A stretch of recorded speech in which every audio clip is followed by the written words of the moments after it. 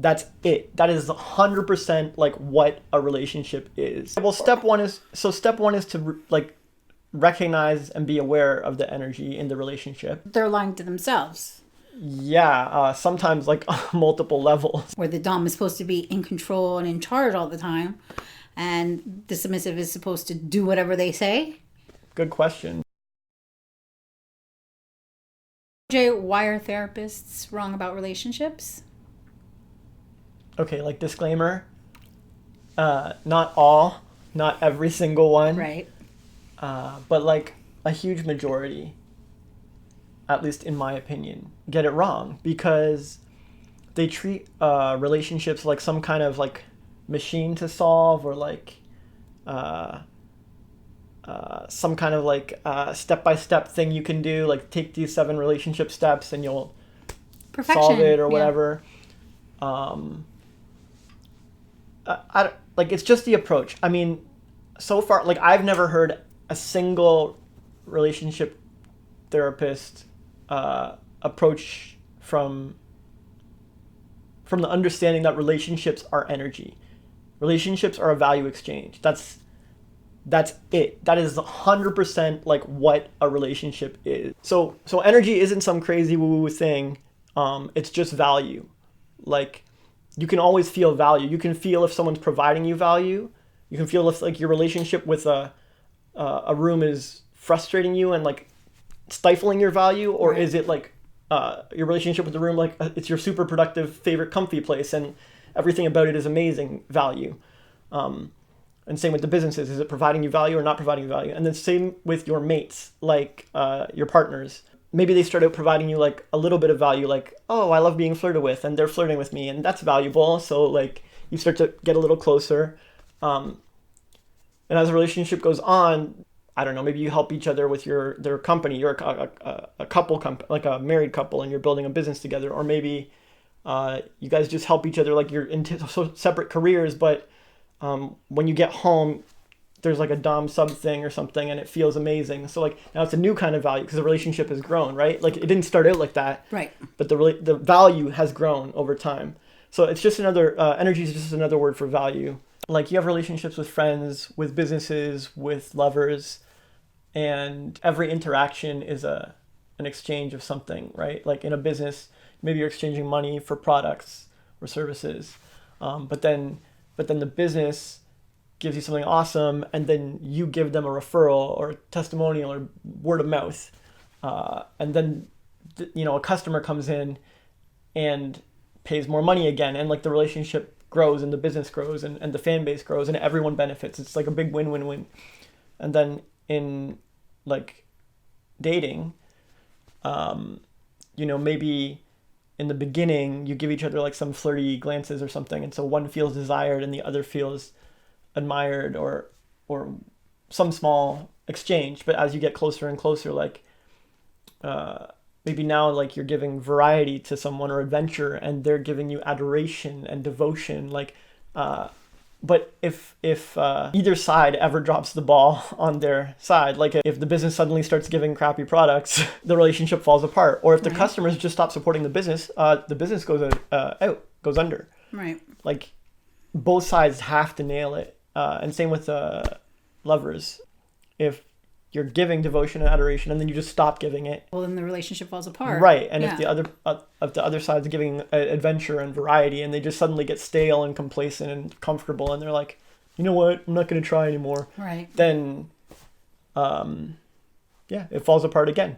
So it's all energy exchange. An energy exchange. Okay. That makes a lot of sense. Yeah. And it's got to be win-win.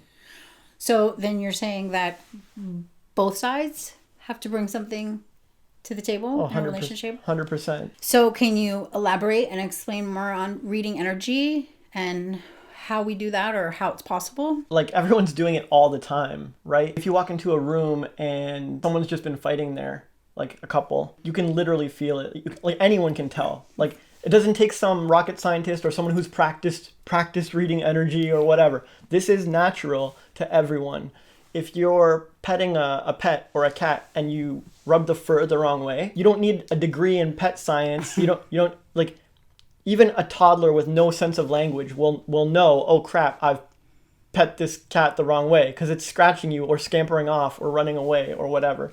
So you have a relationship with the cat, you have a relationship with the room, you have a relationship with everything you interact with, and we're all naturally able to read the energy. Some people let their neuroses and their issues and their ego and their like all kinds of different things, thoughts and beliefs, prevent them from reading the energy. Like they can tell that their mate is upset with them or upset with themselves or not having high self-esteem or whatever, but they don't do anything about it. Like they're just like, oh, it must be something else, or oh, that's just how they are or something. It's like, no, that's not how a cat is. You pet it the wrong way. Just admit it, but no one wants to admit it. You're saying that reading energy is feelings then, like it's emotion. It's just something you feel. Yeah, everyone has feelings, right? Right. And so everyone has lots of practice with feelings. Right. And so everyone's naturally able to do this.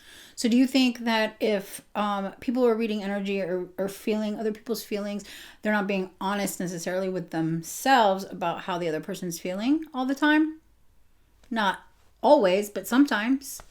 Like the example you gave of the husband or the wife who was fighting, and they say, oh, that's just how the person is. That they're lying to themselves because they know they fucked it up, or they know that there's a shitty energy in the room, but they're not admitting it. They're blaming the other person.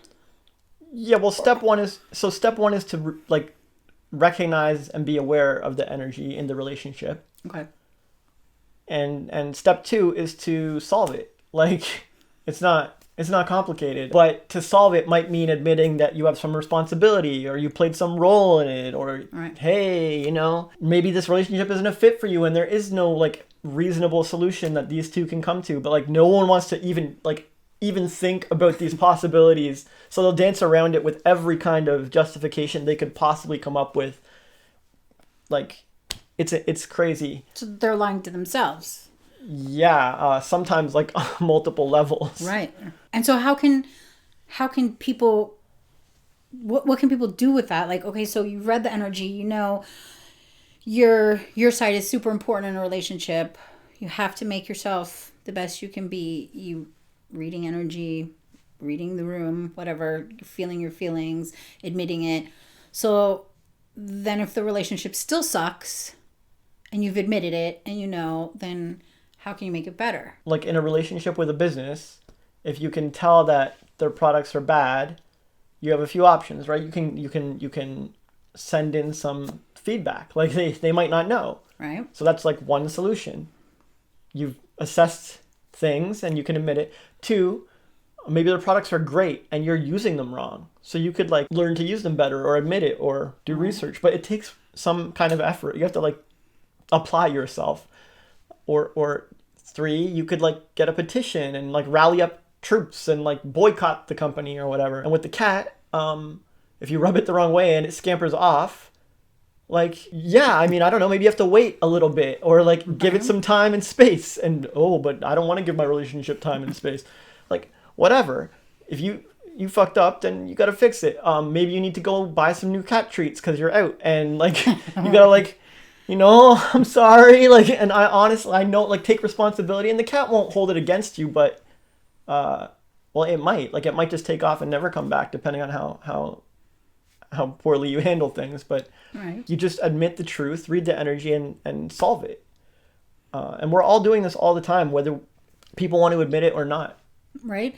And do you think that this also relates to BDSM relationship, a dom and a sub, where the dom is supposed to be in control and in charge all the time, and the submissive is supposed to do whatever they say? Good question. So like it's the same thing, right? Like to me, dom and sub don't really exist. Like I just go back to it, like relationships are energy, and if you can read it, then you can solve it, then you're fine. Like, oh, I noticed that my mate is feeling particularly submissive today. I can either like respond to that with my own submissiveness and we get this weird energy, or I can step up and be the dom in the situation. I can realize this isn't for me and go find another partner altogether.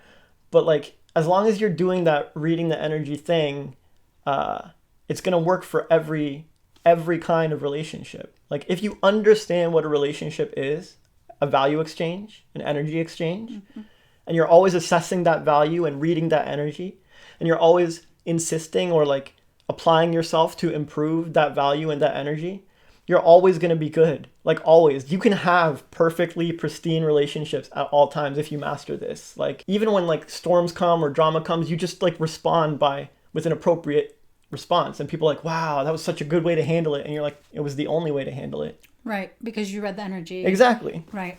Yeah. No. Well, thank you very much for answering my questions. And My pleasure. Thanks for asking. my pleasure. Most brands would beg for subs here, but we won't.